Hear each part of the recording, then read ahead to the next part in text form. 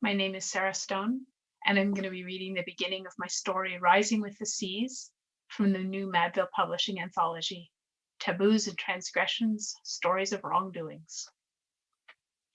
All the fountains of the great deep burst apart, and the floodgates of the sky broke open. First come the fires, the neglected grid breaking down and sparking the dry fields. Next, a week of clouds, so dark, so heavy, like nothing we've ever seen. Methuselah's death has put all the humans in a panic. They miscounted the days. They thought the rains would start later, much later, or perhaps would never come. The future is here. This is that very moment.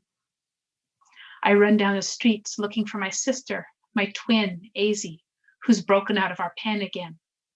Restless Azy, perfect in a way I have never wanted to be. I am always afraid for her. The humans laugh and point.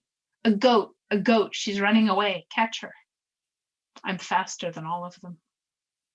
In the deep shadows of the ark, that pitchy, long-standing joke, Noah's great gopherwood folly, stands a woman dressed as fire, her crown blazing, her skirts full of lights, posed in front of a giant pumpkin stuffed with bones, her two little firefighters beside her in full uniform. It's our last Halloween, and the neighborhood is full of wild children on sugar highs screaming in the dark playgrounds, and men in masks, their hyper-realistic chainsaws revved. Everyone photographs everyone else for the time when it's all gone. Though I find Azy, as I always do, there's no safety out here. Noah's children grab us and pull us into their mad project. These are not our humans, not the children we played with, not Sarita, who fed us, photographed Azy, put us to bed at night. We will not see Sarita or her children again. The tigers above, the cows jammed together against heaps of building supplies, baggage, the go bags with their MREs, flashlights, the 99-piece first aid kit, documents no one will ever need again, the lines for services, the machines with their numbers now all underwater. The family has brought water purifying tablets, copies of house and car keys, Swiss Army knives. The stowaway kids brought crunchy snacks in aluminum bags.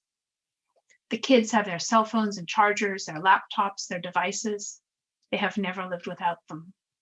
They sit next to each other in their lower deck burrow, pecking away, more frantically as the screens waver and go dark. They captured the ones they call unclean 2 by 2, the rest of us in sevens. It's not true that we came on our own. The rain pouring around. Noah walking around, talking to himself, talking to God, as if the rest of us couldn't hear. What he'll do at sea, what he'll do on land. You know why they're taking so many of us, I say to Azy, sister without blemish. It's not for our survival.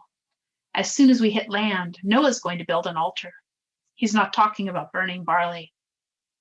I don't understand how you've made it this far without ever getting on nodding terms with reality. She says, affectionate and a bit contemptuous, don't be such a fuss budget, Yael, smoothing down her glossy golden coat and snowy beard, gazing at me out of her topaz eyes, their dark slits of pupils contracting, her look of mischief. She's been perfect her whole life. Maybe it's time to stop. Nothing has ever happened to her. She can't imagine that anything ever will. So far, this is the very worst. Decade after decade of hammering and the stink of pitch, then the rains, the waters that have lifted us up and tossed us on a new sea. Noah has 600 years of complaints. More now, of course. Everyone has to be fed. We move through corridors piled to the ceiling with mixed family treasures and refuse, shifting with the waves, debris falling on us as we move through. The humans create new tunnels after every storm, temporary stalls, always changing. The solar panels blink in and out, and Hum can rarely be roused to fix them. The hydroponic gardens produce too slowly. Noah's children have no respect. Naamah makes that scratchy, non-committal sound. And what's more, no matter how many times he explains, no one sorts the garbage properly. Compost, safe for later uses, and stuff that goes over the side. The sons and their wives argue about chores. Noah moves through the boat, muttering. Naama rolls her eyes. Azy says, lighten up, Noah. Not that they understand us. When you have a sister, you are not alone with the puzzlements of earth. I say to her, we should stay away from the other goats. Because someone is going to die, is that it? I wish you would think about something else, Yael. We're all going to die. It's how we live that counts. The least perfect thing about you, I say, is the way you lecture me. She smiles, sly and acknowledging. Our besetting sin, she says. Fortunately, all they hear is bleeding. Noah and his family pretend not to see the children on the boat. Children, teenagers, some tiny, some large and hairy, a wild pack who slide through the debris tunnels or hide in the great room 11 cubits down. Who did they throw overboard to make room? They've created their own societies, laws, games, social norms, tiny ostracisms, and a language none of the rest of us speak. Some, the original strikers, came from all over the world to protest. At first, they said that to build the boat was giving in. Now they sit among the phones connected to nothing, the laptops that have gone dead, glittering cases, stickers for vanished TV shows and teams and schools. At first, they tried to use them, raged and moaned at their silence. Later, they began their new traditions.